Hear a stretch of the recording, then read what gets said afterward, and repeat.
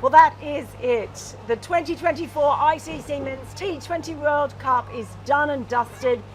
India, the victors, but Barry Wilkinson, I think we have to say we were all winners today in being able to witness such a fantastic match here at Kensington Oval. Yeah, this is an epic game. I mean, it's not 2016 where you had Carlos Bradley hitting 4 sixes, but it was just so close. South Africa, really, I thought were going to win it at one stage.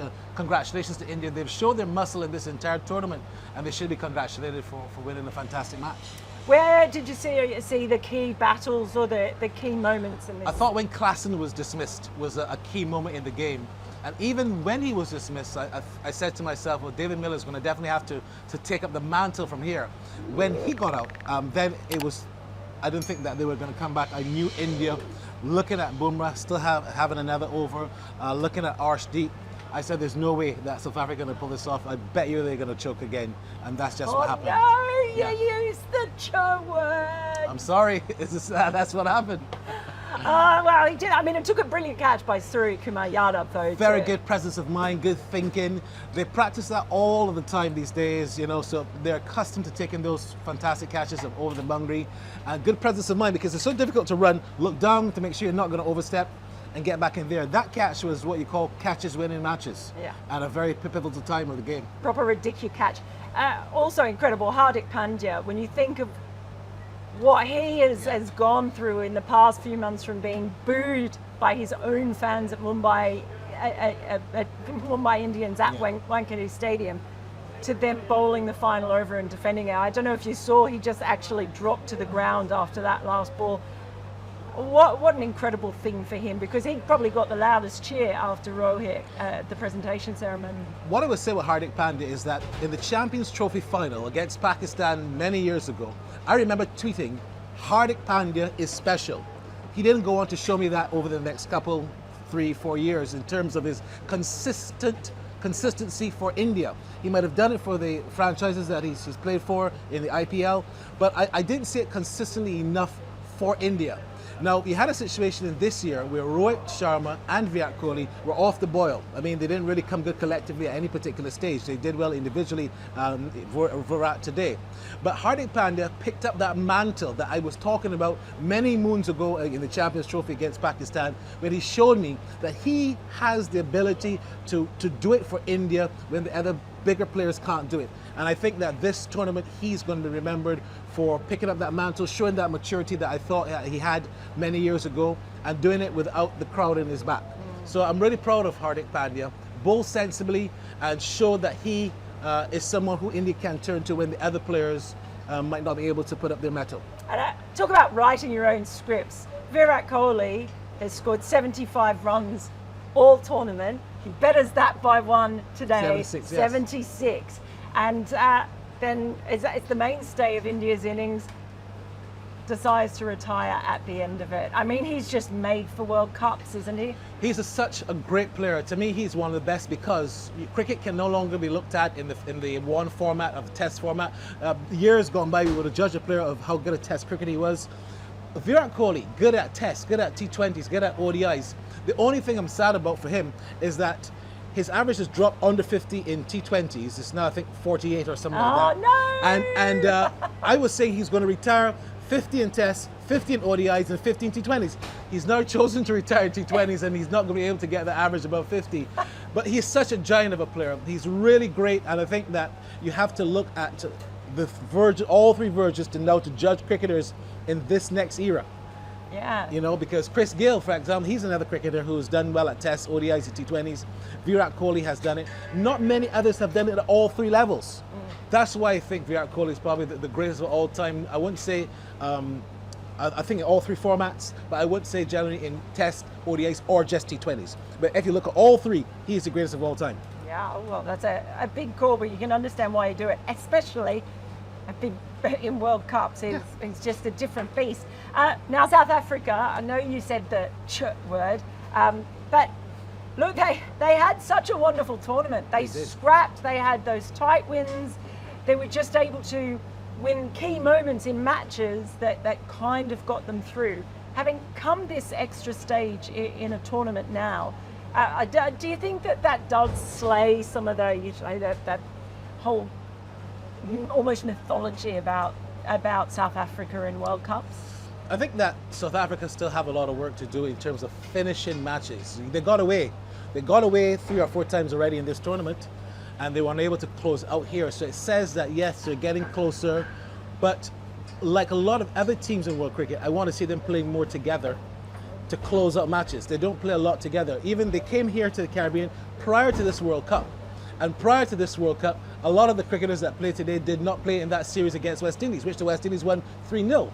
So South Africa still has that problem like the West Indies, where players are playing here, there, and everywhere else, and they're not collectively coming together. And I think that's why you're seeing the great talent of South Africa, but they're not being able to close it off because they don't play enough together. If they get that done, you're looking at a really, really good team with one of the best bowling attacks in the world. Yeah, absolutely sensational. They were pretty gutted, as you can imagine, after that as well. But what about this tournament? Here in the US, of course, and the Caribbean. What has it meant? Because there have been logistical issues. It has been difficult for fans to follow teams, to be able to come in. We didn't have a full house here for the final today. Without West Indies, I'm sure you would have if West Indies had got through. Or England. Or England. Yeah. But what has it done for the region? This tournament has brought back the love for cricket to the region. There's no doubt about that. We see that a lot of fans come during the Caribbean Premier League, the CPL. There's a regional view where that is concerned. So there's a lot of interterritorial, competitiveness. But what the T20 World Cup coming to the Caribbean has done was made people fall in love with West Indies again. Even though they didn't get through, people fell in love with cricket again. People have been aware that the team wanted to really do well, but I think that overall economically it has been a winner. I think that from Kensington Oval it has been a massive winner. Look at the ground. The ground I think is one of the best I've seen in the world. I haven't been to South Africa, I must admit, but I've been to all the other grounds around the world, and I think Kensington, without being biased, this is one of the best. It has everything. It's extremely beautiful. So the investment that was made here to get this ground up to this standard was worth it. The investment made in all of the governments coming together to get their grounds and the marketing and promotion was definitely worth it. And I think that the television audience was worth it in the end because India won. and the television audience was made for India. The times that they played, they knew where they were playing in the semi-finals and so on and so forth. So the TV audience won, and I think locally the grounds around the region won as well. They did. I know. I mean, you even saw roads being freshly laid around the Caribbean, going roads leading to the stadiums as well. So you could see that infrastructure there. I know I will never in my life forget hearing David Rudder perform Rally around the West Indies. And he really wanted to do that. He's not at his best physically, but he really wanted to come out and show that support from a physical element. His song is always played, but to come and see him perform it live at almost at every venue was just goosebumps, and he must be complimented for that. I guess so. On from that as well. Yeah, most of the ICC events that are scheduled over the next period are going to be in the big three. Yeah. We've got the next World Cup will be in South Africa. South Africa. Yeah, next T20 World Cup in India, but next 50 over World Cups in South Africa. Champions Trophy is supposedly in Pakistan. They've involved some associate nations and Sri Lanka to co-host. But how important is it that these events don't just stay in the big three? I think it's very important because the game has to spread. The game cannot be played among the big three alone. So if you don't spread the game in the places that are playing, the territories that are going to be playing, then it's not going to make sense. I mean, you could as well just keep the big three and let them play amongst each other every time. You've got to spread it to the West Indies. You've got to take it around. Let other people see what the game means to people. Rome, for example, they play cricket in Rome because they're trying to qualify for the next T20 World Cup. They played in Italy, and this was playing while this World Cup was going on. Yeah. So there's a curiosity about cricket in Rome. There's a curiosity about cricket in Italy. I'm not suggesting take it there, but I'm saying to you that if we're going to be involved in those countries, let's sample the cricket in these places a bit more. And the West Indies has a rich history.